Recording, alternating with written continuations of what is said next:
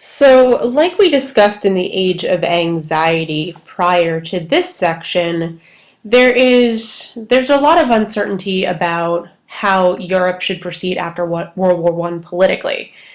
So that's our focus for this section on political systems in the 1920s. So in general, one of the major ideas, one of the major themes that we're experiencing, let me just get this screen a little bit larger here, is the notion of 1919ism, or I mean, basically, there's this general fear after the Russian Revolution about whether the Bolshevik idea would spread throughout Europe or even into the U.S. So, in addition to calling it 1919ism, you may be more familiar with the idea of the Red Scare. Realize that Bolshevism, that socialism, communism, they were international ideas, right?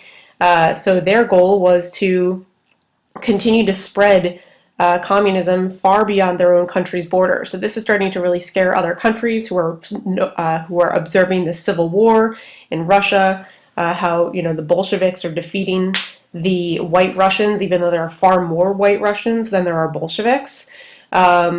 And what's really scary, in particular in Germany, is that you actually have communist revolutionaries take over Berlin for a week in January 1919, that is. And this is going to actually prompt the young Weimar Republic, which we're going to talk about in a moment, to take some pretty strong measures to maintain power. So again, as far as sort of political anxiety after World War I is concerned, the best example that we can give here really is Germany after World War I, and we know a lot of that is because of their precarious position. So right after, or basically right as the war is ending, the Kaiser Wilhelm II, is going to abdicate, and now Germany has to figure out what kind of government is going to replace their long-standing monarchy. So, as a temporary measure, the Social Democratic Party, or the SPD, which we've already talked about, took control of the government on November 9th, 1918. Like I said, the Kaiser abdicates later that same evening. So why does the SPD take charge? Well, this is largely because the SPD was the largest party in Germany prior to the war. So basically, this is the group that seems to have the most authority to take over the government in this sort of emergency situation when there is no Kaiser.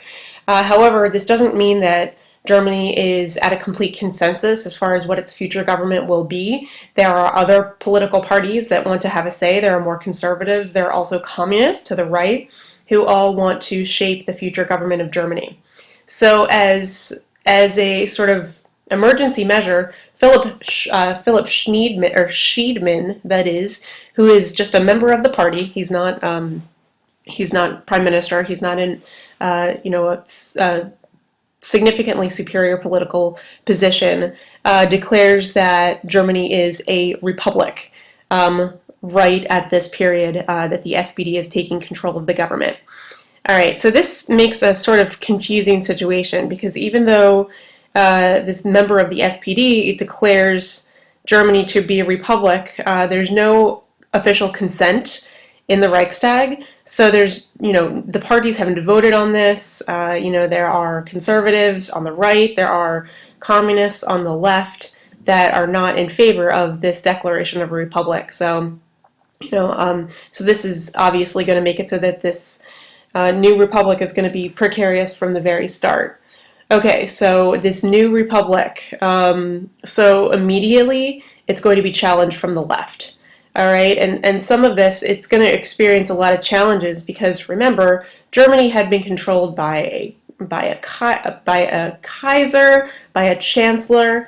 It really wasn't used to a sort of democratic system, so it made it so that this early republic, which I'm purposely not calling Weimar yet, because it's not in the city of Weimar, is really weak in terms of holding power.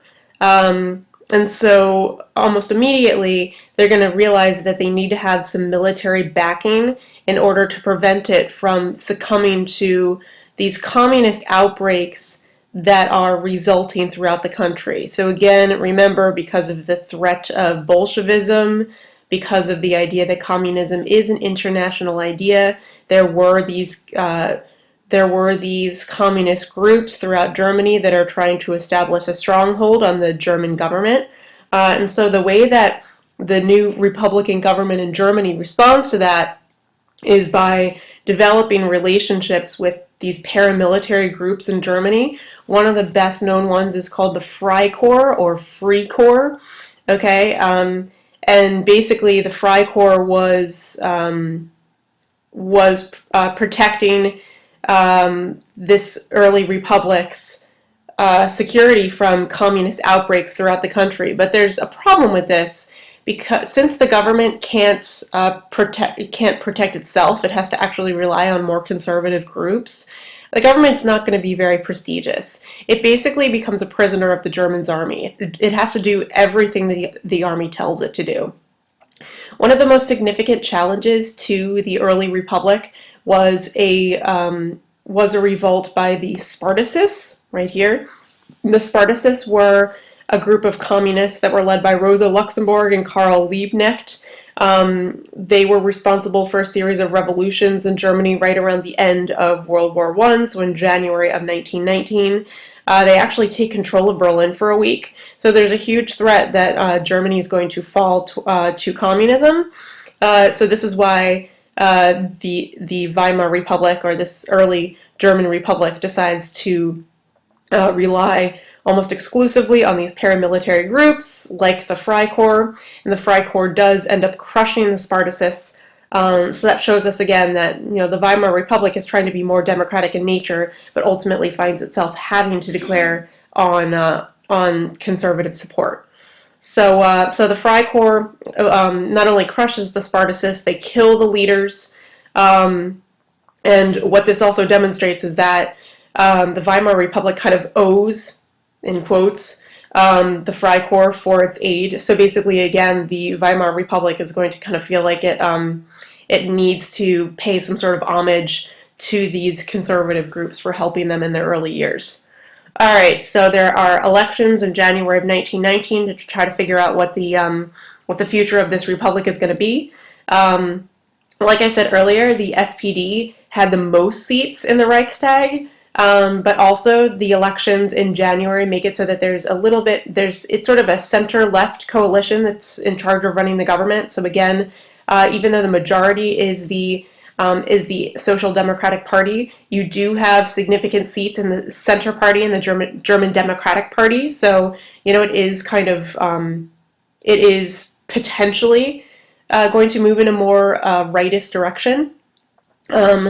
Also, this is when we really officially start to call this government the Weimar Republic. It originated in Berlin, which was why I was hesitating and I kept calling it a republic in general. But this is the time when the government moves to the city of Weimar. Now, why is that? I realized that for hundreds of years, Germany had been controlled by this dynastic ruling family, the Hohenzollerns, and now that they are no longer this imperialist government, they basically moved as a symbolic gesture to demonstrate that they were moving away from those imperialistic traditions that were so ingrained in the city of Berlin.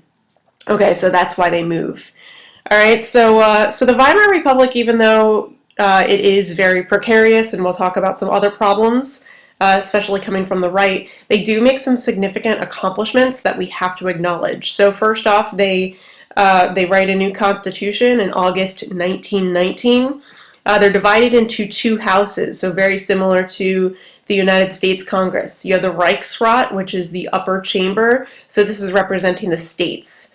You also have the Reichstag, which again is the more important one for us to understand. This is the one that represents all the people. It is elected by universal suffrage. It also supplies the chancellor and the cabinet.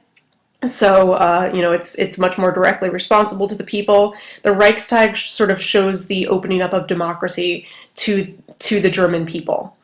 You also have a president that's elected for a 7-year term. And even though this is a largely democratic government, if there is an emergency, the president has decree powers. And another huge example of how the Weimar Republic opens up democracy is that women were granted suffrage at this point. And this is a general trend after World War I. Almost all Western European countries and the United States also extend suffrage to women. Okay, so one of the major reasons why Germany is so precarious at this time is because of the Treaty of Versailles, which we've already talked about, but it begs some repeating here. All right, so remember that the Treaty of Versailles was incredibly harsh towards Germany. It, dictated. It was sort of seen as a dictation of peace towards the Germans, that they were sort of desperate and they had no alternative but to sign it. But many German people, regardless of their political party, felt like this Versailles Treaty either needed to be revised or repudiated. So what are the things that the Germans really hate about it? One of the biggest things was the Article 231, or the War Guilt Clause. We should be familiar with that. Also the reparations, which we're going to get into a little bit more later on in this video. They were incredibly harsh. So also the Paris Peace Conference worked to demilitarize Germany, also really severely weaken its military strength. Germany lost the very valuable territories of Alsace and Lorraine. They also lost some areas in the east. They lost territory to Poland, which basically made it so that Germany was separated into two parts. There was East Prussia, and then the Polish corridor, or Poland, in between, and then the more traditional borders of Germany that we know. And I can probably pull up a map to show you that in a moment, but just keep in mind that since it's separated, that makes it very weak. There also were French troops that were occupying parts of the Rhine River. And you have this demilitarized zone there. And also you have the French taking control of this region along the border called the Saar, which was rich in coal and iron mines. So, basically, again, the people who negotiated the Treaty of Versailles were trying their best to weaken Germany's military as much as possible, but also take measures to weaken their economy by occupying these zones that were very rich industrially. Okay, so how do countries outside of Germany feel about the Treaty of Versailles? Well, France was the most supportive of it. They really just wanted to punish Germany as much as possible. Not only did they want to punish them for World War I, but they also felt that some of the measures of the Treaty of Versailles were going to ensure that there would be future security against German aggression. So, again, this is why they're demilitarizing Germany. This is why they're taking measures to control certain elements of Germany's economy. Really, their goal is to make sure that Germany never becomes that sort of powerful industrialized nation that can be so aggressive. Unfortunately, with the benefit of hindsight, we know that this doesn't work. Britain is going to take a less harsh approach towards Germany. Many of them feel like they need to actually encourage Germany's economy to recover. And part of this is because Germany is a really important market for British trade. Germany bought a lot of goods from Britain. And so the idea for Britain was for Germany's economy to recover as quickly as possible so that they could maintain a healthy trading relationship again. And you should be familiar with this economist, a British economist named John Maynard Keynes. Okay, he writes a book right at the end of the war called Economic Consequences of the Peace. And what he argued in this book was that if